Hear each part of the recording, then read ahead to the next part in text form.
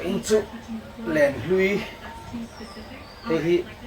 ka len lui kan siam le teng ka tia hei hi a main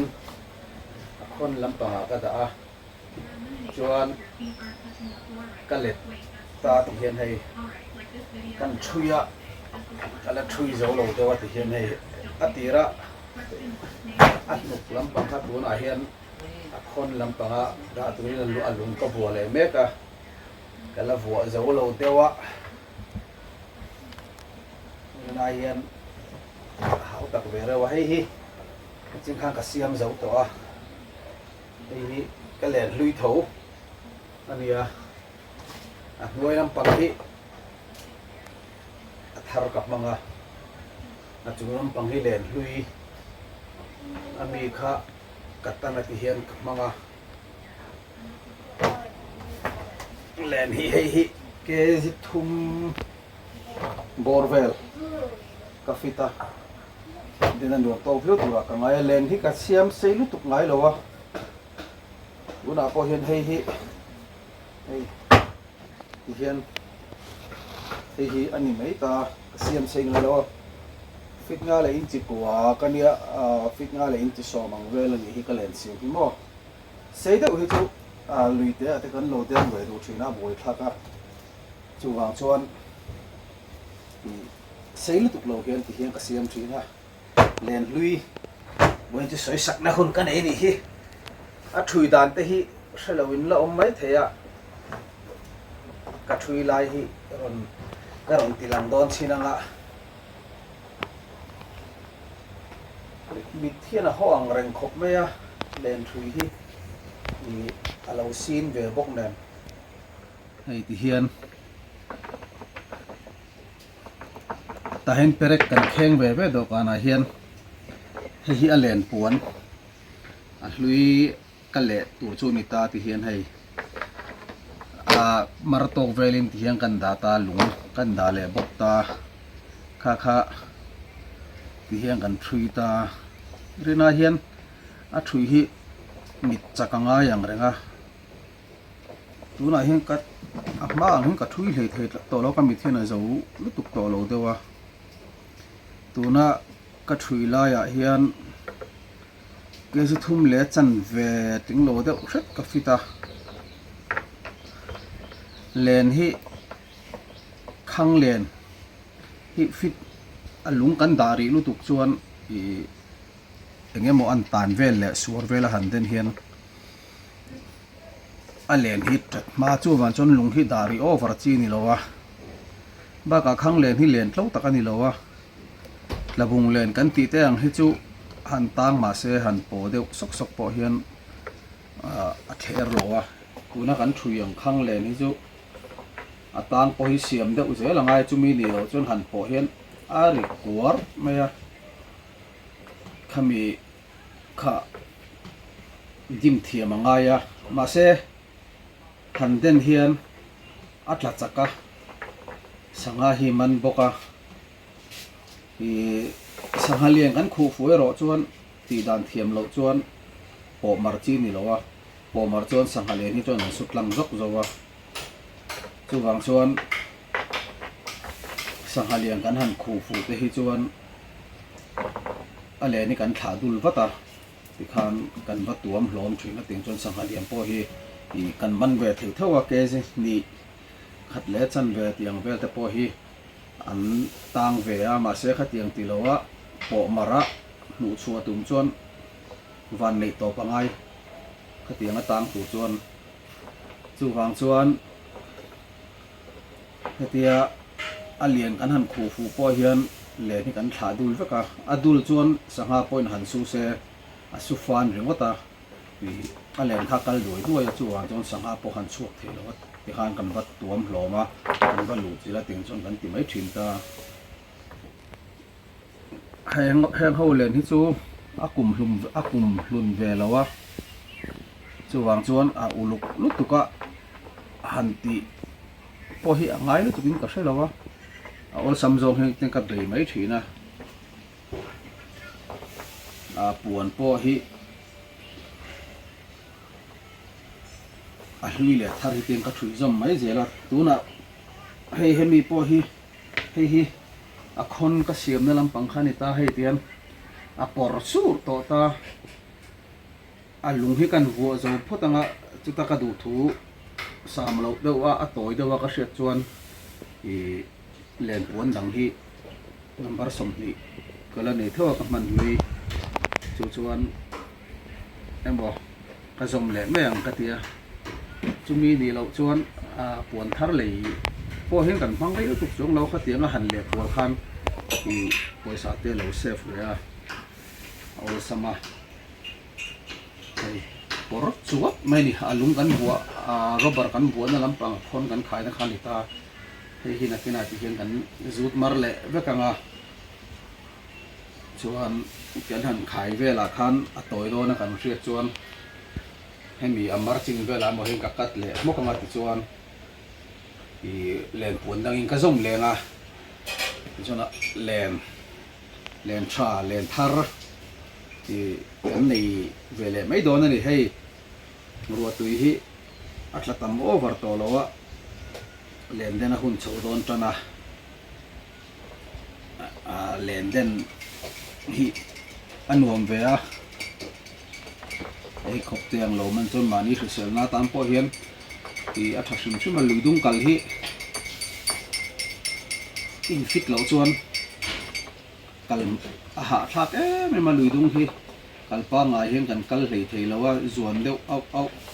lung chunga khatinga han so kai ngai chi te ni wang khan nga hau tak em em a chuan chon tak sak fit nan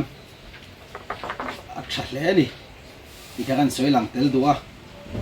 luidunga kale ti lo hian a than te po hi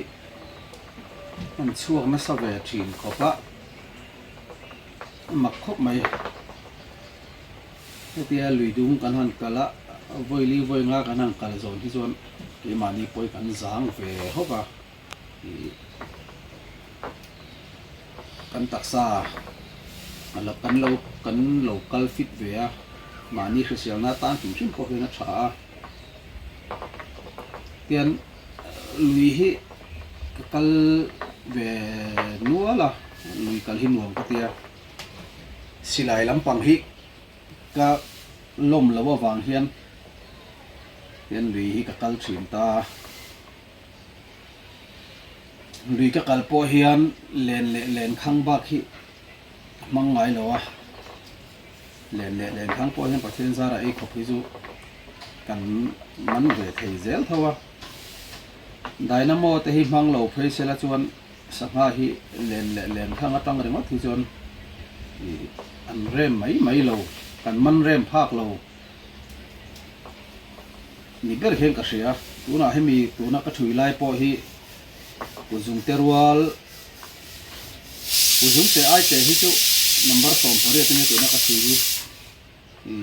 kuzung te ai te ho hi chu atlang sima chu wang chuan khang ho kha kan man lo nak chuan rei lo te a an ron uitlinga sangha te phei chu ni thla pung chaka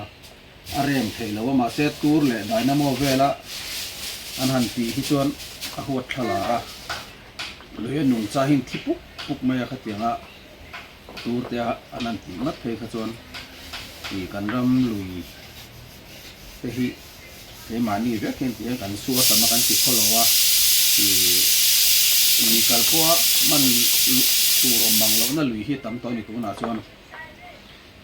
tuna po kan lui kal na ber hi kumari e kai long lui punita among lampang ahing ka kal thina chan chu nar lampang hi chu kum hal hi thuya long le atanga kemli borwell hi hum hal ania ke ta lumbel chuang thangin chuwang chuan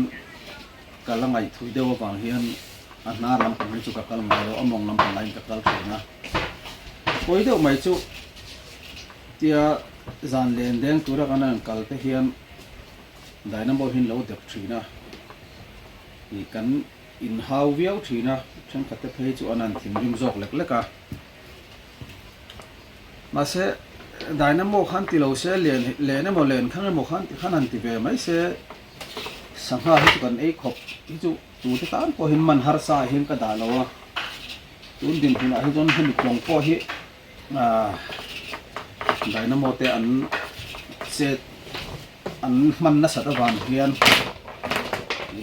duang hian sanghaman tu po hi om lo ma se le se nu han ti hi chuan ei khop te hi chu man tu hi chu om ve renga tu te po hian lui kang kala ni chuan kan lui dung nung cha te hi dim do in tur le dynamo te hi hmang lo ila tu tan kon a tha ni hian ka ria lui dunga kan han kala lui dunga kan han kala tur an lo hmanga a lui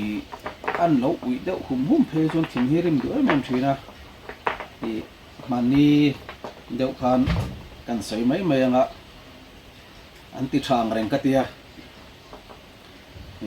kumin furwa tuitlak ma deuh khan turini alen khang khan zar ka ten kan ti ka thian pa nen kan kala i dynamo mangan lo om ve thin ni ngai turani khilam panga ko kan len khang za ho khak se song khopela khian min lo changa min lo ti dinga enge khongen kal chi ti khati an han tia lui kam kala kan han tia khan min han che kam motor khama se kan motor khan len khang ba khang ba an hulowa enge report de awm neu mi kan han tia khan tunla chu dynamo phang hi anon kal thina hi kan changa an tia koi khopin ka ria i kan lui dung nong cha te dynamo le tur manga kan khoi chin hi tilowila i tur manga sainga phechu a ei tu ni po ti chu ka du lo sam sima ka hlawa chu wang chuan kan kal du ni point len te len khang a kuai ti te ang hi chuan kan lui dunga nung cha te kan in man rem don lo chu wang chuan heng ho so hi mang theila a tha in ka sia ai zol pai ti lo chuan weekend ta te hi chuan ka te kual na sa ve thina so ta chang te lama te kan vakala kan chang le tuiri ala chang le tuiri wang rang tla kan ti me ke ni hian mualong thurama tinga te kon len den kan kal ve thina i an wam ka ti em ui kana hetia ram noi han kal sim hi mani ta na lo si bok men alo tha ka video lo en tu tam tak te poina in kal ve ni point tur le dynamo ang chi khang mang lo sam turin ka cha du ngoi cheu ni i kan soi lang ve le duwa chon he tia len han thui hi rina hian a sot mo em a i mit chakanga ya mit hian zo lo thina mit thi be ka lu te hai bu the ya chu wang chuan ka siam hian ni khata hian pakhat ba khi ka siam pe lowa chu po chu ka man tur ba khi ka siam pe me to lo tu na hi jon ma se alui kal sha te ti lo hi jon len den tur nei lo hi chu ka du mi lowa tik lai po hin pe ma man tu hi hian asia ma ka kol ve reng thina mi tang pui puin thalo ma sela mani ko chuak nge ya han pu a han den thi chu an wam ve sim nakina ti hang kan ti zelanga akhon ka khai huna te mi alum ka vo lo huna te kalaron tilang le zelanga heti angai ngat ti lan reng hi chon rei dona huna du tam dona chuwang chuan heti ka thui lai po hi atlang pui kan non tilanga mi ka thui zo na in kan ron tilang le zo ka nga ti chuan akhon ka khai huna akhon ka khai dan te kha